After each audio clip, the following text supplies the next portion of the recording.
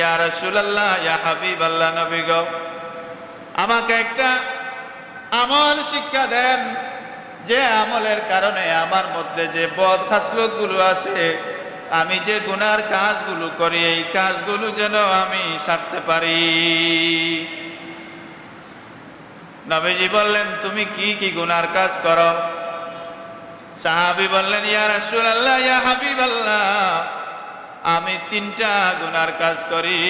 ঈমান গ্রহণের আগেও আমি 3টা কাজ করতাম, এখনো আমার সেই অভ্যাস রয়ে গেছে। 3টি কাজ কি কি? 1 নাম্বার হচ্ছে, ইয়া রাসূলুল্লাহ, আমি শরাব খাই। শরাব খাই, শরাব, মদ খাই। কি খাই? মদ, শরাব। 2য় নাম্বার আরেকটা হলো, আমি জিনা করি। আমি যখন শরাব খাই, শরাব খাওয়ার পরে আমি জিনা করি। 3য় নাম্বার আমার কাজ হলো, জিনা করার পরে যখন রাত গভীর হয় আমি চুরি করি। এই 3টা কাজই গুনার কাজ না? কবিরা গুনাহ না সগীরা গুনাহ? শরাব খাওয়া, জিনা করা, চুরি করা, এটা ছোট গুনাহ না বড় গুনাহ?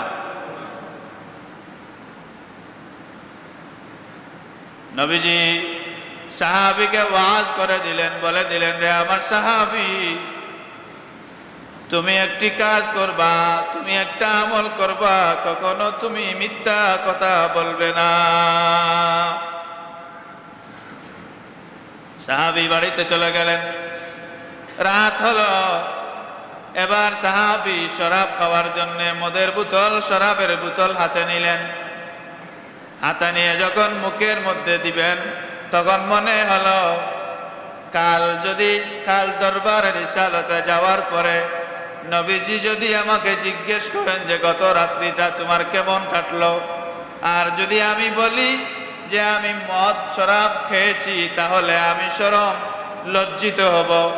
আর যদি বলি যে আমি শরাব খাইনি, তাহলে আমি মিথ্যা কথা বললাম। আর নবীজি বলেছেন যে মিথ্যা না বলার জন্যে শরাব ছেড়ে দিলেন। সময় আসলো জিনা করার। এটার জন্য যিনি যখন প্রস্তুতি গ্রহণ করলেন, ঠিক একই চিন্তা ভাবনা সাহাবীর মনে আসলো, তিনি এটাও ছেড়ে দিলেন। চুরির সময় আসলে চুরি করবেন। যখন সাহাবী চুরি করবেন, তখন মনে আসলো যে কাল দরবারের রিসালতে যাওয়ার পরে নবীজি যদি আমাকে জিজ্ঞেস করেন, তাহলে আমি কি জবাব রাসূলুল্লাহর কাছে দেব? কি জবাব রাসূলুল্লাহর কাছে দেব? একটা একটা করে 3টাই ছেড়ে দিলেন।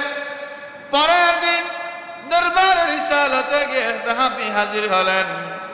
নবীজি বয়ানের শেষে ওই সাহাবীকে ডাক দিয়ে বললেন, রে আমার সাহাবী, তুমি দাঁড়াও, গত রাত্রিটা তোমার কেমন কাটলো?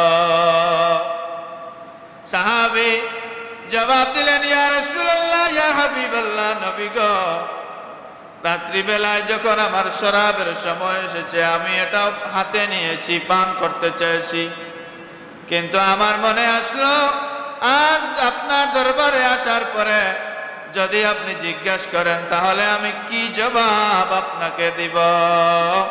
কি জবাব আপনাকে দেব? ইয়া রাসূলুল্লাহ, এইরকম আমার মনে আসার কারণে আমি একটা একটা করে 3টাই কাজ আমি ছেড়ে দিয়েছি। সুবহানাল্লাহ। ওয়ালা তাকুফ মা লাইসা লাকা বিহি ইলম, ইন্নাস সামআ ওয়াল বাসারা ওয়াল ফুআদ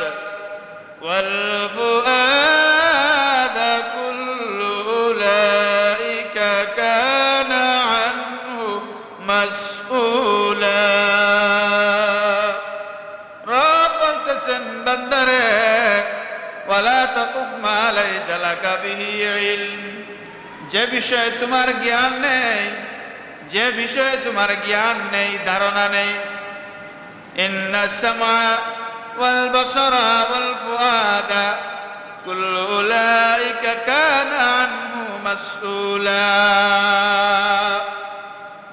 ولا تقف ما ليس لك به علم যে বিষয়ে তোমার জ্ঞান নেই তোমার ধারণা নেই সে বিষয়ের পিছনে পড়ে লাগিয়া থাকো না যে বিষয়ে তোমার জ্ঞান নেই তোমার ধারণা নেই সে বিষয়ের পিছনে তুমি লেগে থাকো না সে বিষয়ের পিছনে তুমি পড়ো না ইন্না সামআ নিশ্চয় শ্রবণ ওয়াল বাসারা দৃষ্টি ওয়াল ফুআদা কুল্লু উলাইকা কানা আনহু মাসউলা ওয়াল অনুমান করে উলাইকা কানা আনহু মাসউলা নিশ্চয় তোমার কান চক্ষু এবং হৃদয় কুল্লু উলাইকা কানা আনহু মাসউলা রবের দরবারে কিয়ামতের দিন জিজ্ঞাসিত হবে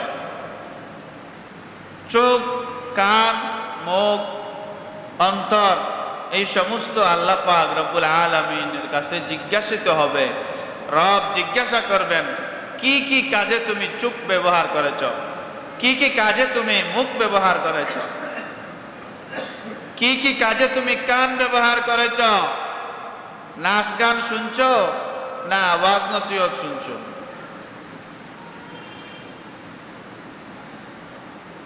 সেদিন জবান বন্ধ থাকবে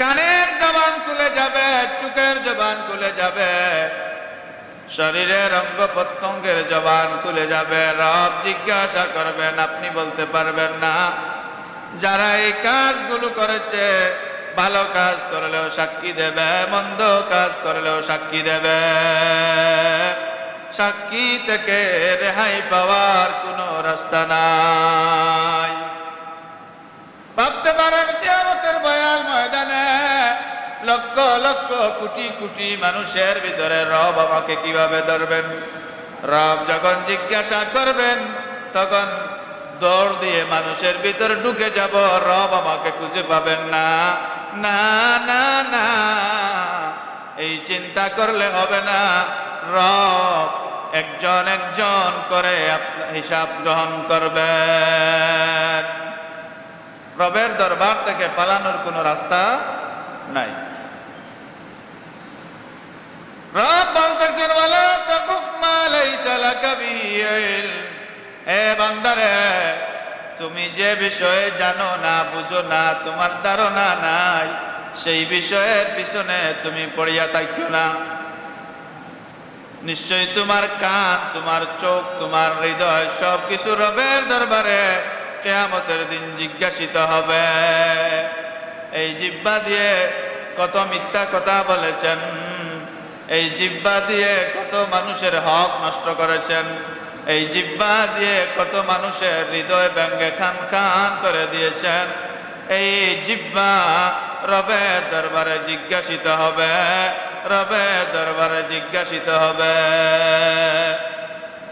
সেদিন কিন্তু আর পালানোর কোনো রাস্তা নাই জিহ্বা এমন এক জিনিস রাসূল পাক সাল্লাল্লাহু আলাইহি ওয়াসাল্লাম ইরশাদ করেছেন যে আমি আমার এই উম্মতের দায়িত্ব আমি নিলাম যে তার জিহ্বা এবং দুচোয়ালের মধ্যবর্তী লজ্জাস্থান হেফাজত করেছে যে তার জিহ্বা এবং লজ্জাস্থানের হেফাজত করতে পারবে তার দায়িত্ব আমি নবীজি জিহ্বার গুরুত্ব আছে না নাই জিহ্বা দিয়ে আপনার যদি জিহ্বা কেটে ফেলা হয় তাহলে আর কথা কইতে পারবেন নি ভাত খাওয়া যাইব নি কিছুই সম্ভব না এই জিহ্বাটা বড় গুরুত্বপূর্ণ অঙ্গ এই জিহ্বাটা আপনাকে রব দিয়েছেন কি জন্য দিয়েছেন রব কি জন্য দিয়েছেন রবের নাম ডাকার জন্য রবের শুকরিয়া আদায় করার জন্য চিন্তা করেন রব্বুল আলামিন আপনার বডির মধ্যে আপনার শরীরের মধ্যে রব আপনাকে কতটা নিয়ামত দিলেন আর রব বলতেছেন বান্দারে আমি তোমাকে সব দিলাম শুধুমাত্র আমার শুকরিয়া আদায় করার জন্য শুকরিয়া আদায় করার জন্য শুকরিয়া কি দেখেন সারা জীবন কিন্তু মানুষ শুকরিয়া আদায় করে শেষ করতে পারবে না। সারা জীবন মানুষ শুকরিয়া আদায় করে শেষ করতে পারবে না। রব বলতেছেন, বান্দারে আমি তোমাকে চক্ষু দিলাম, কান দিলাম, নাক দিলাম, মাথা দিলাম, জিহ্বা দিলাম, পা দিলাম, হাত দিলাম, খাবার দিলাম, পরিধানের ব্যবস্থা দিলাম, থাকার জায়গা দিলাম, বাসস্থানের ব্যবস্থা দিলাম, রিজিক দিলাম, ফলমূল খাওয়াইলাম, আমার নিয়ামত সমূহ তোমাকে খাওয়াইলাম, সব কিছু আমি তোমাকে দান করলাম শুধুমাত্র আমি রবের শুকরিয়া আদায় করার জন্য। শুকরিয়া আদায় করার জন্য। শুকরিয়াটা খুব বড় বেশি শব্দ না, ছোট্ট একটি শব্দ, আলহামদুলিল্লাহ। আমরা একবার আল্লাহ পাকের শুকরিয়া আদায় করি, আলহামদুলিল্লাহ। চিন্তা করেন, আল্লাহ রব কিন্তু এত কিছু দেওয়ার পরে লম্বা তো দোয়া দিতে পারতেন যে আমার শুকরিয়া আদায়ের জন্য, পারতেন না? পারতেন। কিন্তু আমার রব এত কিছু দেওয়ার পরেও আমরা যারা বান্দা বান্দি আছি আমাদের কাছে একটা শব্দ মাত্র চাইছেন, আলহামদুলিল্লাহ। কি চাইছেন? আলহামদুলিল্লাহ। এই শুকরিয়াটা আমরা অনেকে আদায় করি না।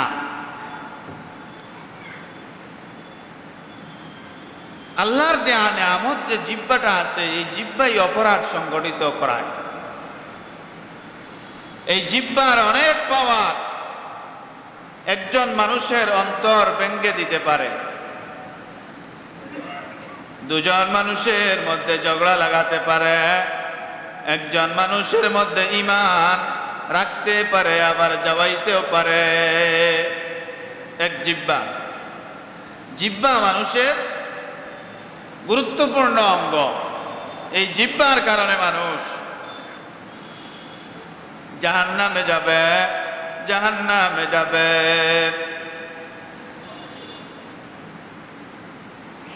মানুষ যখন এই জিহ্বা দিয়ে আলোচনা করে, জিহ্বা দিয়ে যখন কথাবার্তা বলে, মানুষ যখন এই জিহ্বা দিয়ে সত্য কথা বলে, তার মুখ থেকে সুগন্ধ বাহির হয়। আর যখন মানুষ এই জিহ্বা দিয়ে মিথ্যা কথা বলে, তখন তার মুখ থেকে দুর্গন্ধ বাহির হয়। মিথ্যা কথা বলার সাথে সাথে তার আশেপাশে যত ফেরেশতারা ছিল সবাই 1 মাইল দূর পর্যন্ত চলে যায়। 1 মাইল দূরে ফেরেশতারা চলে যায়। ফেরেশতারা মুখের দুর্গন্ধের কারণে টিকতে পারেন না, দূরে সরে চলে যায়। আল্লাহ পাক রব্বুল আলামিন যখন হযরত আদমকে দুনিয়ায় পাঠাবেন, ওই সময় শয়তান এসে দুনিয়া বা জমিনবাসী যে সাগরের মধ্যে, নদী নালার মধ্যে যারা ছিল, মাছ ছিল, সবার কাছে ঘোষণা দিল যে আল্লাহ পাক হযরত আদম জাতিকে তোমাদের কাছে পাঠাচ্ছেন। আদম জাতি তোমাদেরকে সাগর থেকে, নদী থেকে ধরে ধরে ফ্রাই করে খাবে, তোমরা সাবধান। এটা শয়তান বলেছিল। কে? শয়তান এসে সাগরের মধ্যে, মাছের মধ্যে ঘোষণা দিয়েছিল। আর মাছে সংবাদ ভাইয়া একজনে আরেকজনের কাছে বলা বলি করা শুরু করছে। আমরা কোনো সংবাদ পাইলে একজনের কাছ থেকে আরেকজনে শুনি না নি? কয়েকদিন আগে শেখ হাসিনা পতনের সময় নেটওয়ার্ক বন্ধ আছিল। ডাকাত কি করছে এটা সিলেট আইতে কত সময় লাগছে? নেটওয়ার্ক ফোন বন্ধ আছিল নি? ডাকাত কি ঘটে এটা সিলেট আসতে কত সময় লাগছে? বেশি সময় কিন্তু লাগে নাই। এটা মানুষের মুখে মুখে চলে আসছে। এখন চিন্তা করেন, শয়তান যে খবরটা হয়েছে মাছের মধ্যে, এই সংবাদটা ছড়াইতে কত সময় লাগছে? রব বড় অসন্তুষ্ট হলেন, মাছে ঘোষণা দিলেন, রে মাছ, শয়তান শয়তানের ঘোষণা শুনে তোমরা পেরেশান হয়ে গেলে, গুজব ছড়িয়ে দিলে, গুজব ছড়িয়ে দিলে, গুজব ছড়িয়ে দিলে, আমি রব তো আমার পক্ষ থেকে তোমাদের জন্য শাস্তি হিসেবে আজ থেকে তোমাদের জিহ্বাকে আমি রব কর্তন করে নিলাম। মাছের জিহ্বা কেটে ফেলে দেওয়া হলো। কোনো মাছের কিন্তু জিহ্বা নাই। এরা যে খাবার গ্রহণ করে তাদের ডাকনা দিয়ে খাবার গ্রহণ করে, তারা আমাদের মতো জিহ্বা দিয়ে খাবার গ্রহণ করে না। মাছের জিহ্বা কিন্তু নাই। কি জন্য নাই? গুজব ছড়ানোর কারণে। গুজব ছড়াইছে না? আল্লাহ কি বলছেন যে মাছ আমি আদম পাঠাচ্ছি তোমাদেরকে ধরে খাওয়ার জন্য। এটা তো শয়তান বলছে। তোমরা শয়তানের কথা শুনো কে লাগে? শয়তানের কথা শুনিয়াই তো আমরা জিহ্বা দিয়ে মিশা কথা বলি, মিথ্যা কথা আমরা বলি না। 3 জায়গায় মিথ্যা কথা বলা যায়, আর কোন জায়গায় মিথ্যা কথা বলা যায় না। মিথ্যা কথা বলা যায় না। রাসূলুল্লাহর এক সাহাবী এসে নবীজির সামনে বলতেছেন, ইয়া রাসূলুল্লাহ, ইয়া হাবিবাল্লাহ, নবী গো, আমাকে একটা আমল শিক্ষা দেন, যে আমলের কারণে আমার মধ্যে যে বদ খাসলতগুলো আছে, আমি যে গুনার কাজগুলো করি, এই কাজগুলো যেন আমি ছাড়তে পারি। নবীজি বললেন, তুমি কি কি গুনার কাজ করো? সাহাবী বললেন, ইয়া রাসূলুল্লাহ, ইয়া হাবিবাল্লাহ, আমি 3টা গুনার কাজ করি।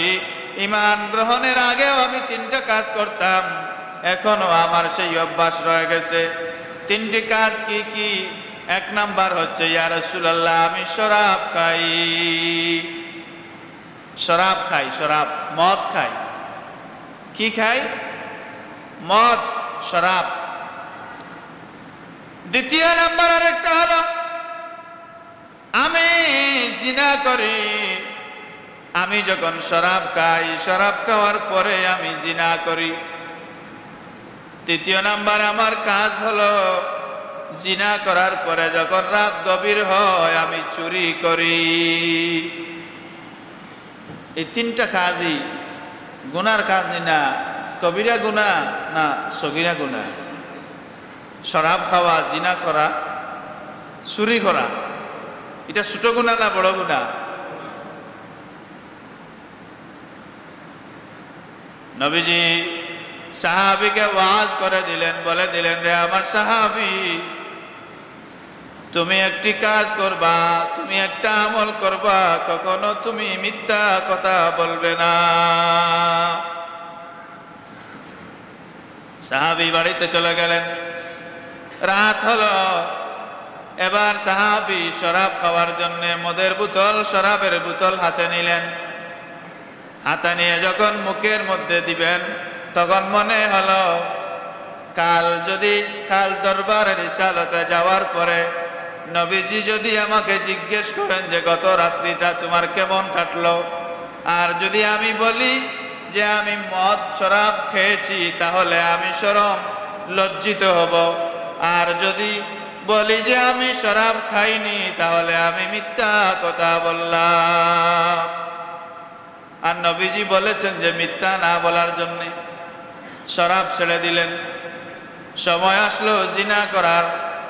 এটার জন্য যিনি যখন প্রস্তুতি গ্রহণ করলেন, ঠিক একই চিন্তা ভাবনা সাহাবীর মনে আসলো, তিনি এটাও ছেড়ে দিলেন। চুরির সময় আসলে চুরি করবেন। যখন সাহাবী চুরি করবেন, তখন মনে আসলো যে কাল দরবারের রিসালতে যাওয়ার পরে নবীজি যদি আমাকে জিজ্ঞেস করেন, তাহলে আমি কি জবাব রাসূলুল্লাহর কাছে দেব? কি জবাব রাসূলুল্লাহর কাছে দেব? একটা একটা করে 3টাই ছেড়ে দিলেন। পরের দিন দরবারের রিসালতে গিয়ে সাহাবী হাজির হলেন।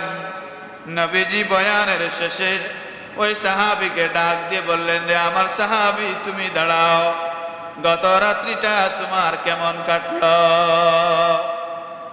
সাহাবী জবাব দিলেন, ইয়া রাসূলুল্লাহ, ইয়া হাবিবাল্লাহ, নবী গো, রাত্রিবেলায় যখন আমার শরাবের সময় এসেছে, আমি এটা হাতে নিয়েছি, পান করতে চেয়েছি, কিন্তু আমার মনে আসলো আজ আপনার দরবারে আসার পরে যদি আপনি জিজ্ঞাসা করেন তাহলে আমি কি জবাব আপনাকে দিব, কি জবাব আপনাকে দেব?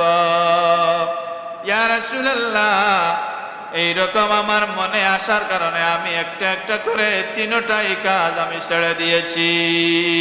সুবহানাল্লাহ। তিনটাই কাজ আমি ছেড়ে দিয়েছি। চিন্তা করেন, নবীজি বলছেন মিথ্যা কথা ছেড়ে দাও, মিথ্যা বলা ছেড়ে দাও। তাহলে এতে বোঝা গেল না নি যে জিনা করার চাইতে, শরাব খাওয়ার চাইতে, চুরি করার চাইতেও মিথ্যা কথা বড় গুনাহ? এটা মনে হইল না? মিথ্যা কথা বড় গুনাহ। সুদ খাওয়া, যারা সুদ খায় তারা 36 বার মায়ের সাথে জিনা করার চাইতেও বেশি অপরাধ করে। আর এক মিথ্যা কথা মানুষের জীবন পর্যন্ত ধ্বংস করে দেয়। আল্লাহ পাক অন্য আয়াতের মধ্যে বর্ণনা করতেছেন, কুতিলাল খাররাসুন, কুতিলাল খাররাসুন, মিথ্যাবাদীরা ধ্বংস হোক। যারা মিথ্যা কথা বলে, যারা মিথ্যা কথা বলা, মিথ্যা গুজব ছড়ানো, সব কিছুই যারা মিথ্যার মধ্যে যতটুকু পড়ে, মিথ্যাবাদী সব ধ্বংস হোক। আমাদের সমাজে মিথ্যার যে সয়লাভ আছে এটা কিন্তু কম না। আমাদের প্রত্যেকের জীবনে মিথ্যা দিয়ে ভরা, মিথ্যা কথা, মিথ্যা গুজব ছড়ানো, সব কিছুই আমরা শোনা কথা আপনি বর্ণনা করলেন, এটা সত্য হতে পারে, মিথ্যা হতেও পারে, কিন্তু এটা আপনি সূত্র ছাড়া যদি বর্ণনা করেন তাহলে মিথ্যার মধ্যে পড়ে যাবে, এটা অপরাধ হয়ে গেল। মিথ্যা কথা বলা কিন্তু ছোট গুনাহ না, কবিরা গুনাহ, কবিরা গুনাহ। মিথ্যা কথা মানুষের ঈমান নিয়ে যায়, ঈমান নিয়ে যায়, কিন্তু খুবই সাধারণ একটা বিষয়। মিথ্যা কথা খুব সাধারণ একটা বিষয়, কিন্তু ঈমান মানুষের ভিতর থেকে চলে যায়। ঈমান ছাড়া এই আব্দুল্লাহ ইবনে উবাই ইবনে সালুল, মনে আসেনি গত 2 জুমার আলোচনা আপনাদের? এর অনুসারীরাই আম্মাজান আয়েশা সিদ্দিকাকে অপবাদ দিয়েছিল। এরাই মুসলমানদের ভিতরে দাঙ্গা হাঙ্গামা সৃষ্টি করেছিল এই মিথ্যার কারণে। মিথ্যা নবুয়তের দাবিদাররা আসে নাই। নবীজি যেখানে বলেছেন যে আনা খাতামুন নবিয়্যিন লা নবিয়্যা বাদা, আমি আখেরি নবী, আমার পরে আর কোনো নবী আসবেন না। কিন্তু রাসূলুল্লাহ এটা বলার পরেও নবুয়ত দাবি করে নাই। মুসাইলামাতুল কাজ্জাব সহ, আমাদের ভারতের গোলাম আহমদ কাদিয়ানি সহ, এরা তো মিথ্যা নবুয়ত দাবিদার করেছে, করে কি করে নাই? করেছে। আর এদের মধ্যে থেকে অনেক মুসলমানরাও এদের অনুসারী হয়েছে, এদের অনুসারীও কিন্তু আছে, উম্মত আছে। এরা মিথ্যা নবুয়তের দাবিদার, এরা বাতিল। এই মিথ্যা কথা মানুষের অন্তরকে একবারে নষ্ট করে দেয়, মানুষের জীবনকে একবারে নষ্ট করে দেয়। মিথ্যা কথা মানুষকে জাহান্নামের দিকে নিয়ে যায়। আব্দুল্লাহ ইবনে মাসউদ রাদিয়াল্লাহু তাআলা আনহু তিনি বর্ণনা করেন, রাসূল আকরাম সাল্লাল্লাহু আলাইহি ওয়াসাল্লাম ইরশাদ করেছেন, আলাইকুম বিস-সিদকি ফা ইন্নাস-সিদকা ইয়াহদি ইলাল বিররি, তোমরা সত্যকে আঁকড়ে ধরো, ফা ইন্নাস-সিদকা ইয়াহদি ইলাল বির, কারণ সত্য পুণ্যের পথ দেখায়। ওয়া ইন্নাল বিররা ইয়াহদি ইলাল জান্নাহ, আর এই পুণ্যের পথ জান্নাতের পথে নিয়ে যায়। ওয়া মা ইয়াজালুর রাজুলু ইয়াসদুকু ওয়া ইয়াতাহাররাস সিদকা হাত্তা ইয়াকতুবা ইনদাল্লাহি সিদ্দিকা, মানুষ যখন সত্য কথা বলবে বলতে বলতে বলতে বলতে রবের কাছে মানুষ সিদ্দিক উপাধি লাভ করে, সিদ্দিক উপাধি লাভ করে। যেভাবে হযরত আবু বকর সিদ্দিক রাদিয়াল্লাহু তাআলা আনহু, আবু বকরের নাম কিন্তু সিদ্দিক না, সিদ্দিক উপাধি। এই সিদ্দিক উপাধি আমার রব হযরত আবু বকরকে দিয়েছেন। সুবহানাল্লাহ। মানুষ যখন সত্য কথা বলবে, সত্য বলতে বলতে রবের দরবারে, রবের নিকট আল্লাহ পাক এই ঘোষণা দিয়ে দেন, আমার বান্দা সিদ্দিক। সুবহানাল্লাহ। ওয়া ইয়াকুম ওয়াল কাযিবা, তোমরা মিথ্যা কথা ছেড়ে দাও। ফা ইন্নাল কাযিবা ইয়াহদি ইলাল ফুজুরি, মিথ্যা কথা মানুষকে পাপের দিকে নিয়ে যায়, পাপের দিকে নিয়ে যায়। ওয়া ইন্নাল ফুজুরা ইয়াহদি ইলান নার, আর পাপ মানুষকে জাহান্নামের পথে নিয়ে যায়। ওয়া মা ইয়াজালুর রাজুলু ইয়াকযিবু ওয়া ইয়াতাহাররাল কাযিবা হাত্তা ইয়াকতুবা ইনদাল্লাহি কাযযাবা। মানুষ যখন মিথ্যা বলে, মিথ্যা বলতে বলতে বলতে বলতে রবের নিকট মৃত্যুক হয়ে যায়, রবের নিকট মৃত্যুক হয়ে যায়। মানুষ মিথ্যা কথা বলে, আমি আপনাদেরকে ওয়াজ করে এটা বুঝাইতে পারতাম না। আমাদের সমাজে এত বেশি মিশামাত, এত বেশি মিথ্যা কথা আসে, এই অভ্যাসটা আমাদের মানুষের মধ্যে আসে যার কোনো শেষ নাই। এই একটা কথা মনে রাখবেন, যদি একটা কথা মনে রাখতে পারেন তাহলে এটাই বেস্ট, যে মিথ্যা কথা বলার সাথে সাথে আমার ভিতর থেকে ঈমান বের হয়ে যায়। তখন আপনি যদি আপনাকে মুসলমান দাবি করেন তাহলে আর আপনি মুসলমান না। এই একটা কথাই মনে রাখলে মিথ্যা কথা পরিহার করা সম্ভব হবে। ব্যাখ্যা বিশ্লেষণ তো আরো অনেক আছে, ওয়াজ তো সারাদিন করলে হবে। হাদিস থেকে, কোরআন থেকে যদি আপনাদেরকে মিথ্যার কথার আয়াত আর হাদিস পড়ে শোনাই, শেষ হবে? এই আলোচনা শেষ হবে? তা আমাদের খাসলত পাল্টাতে হবে।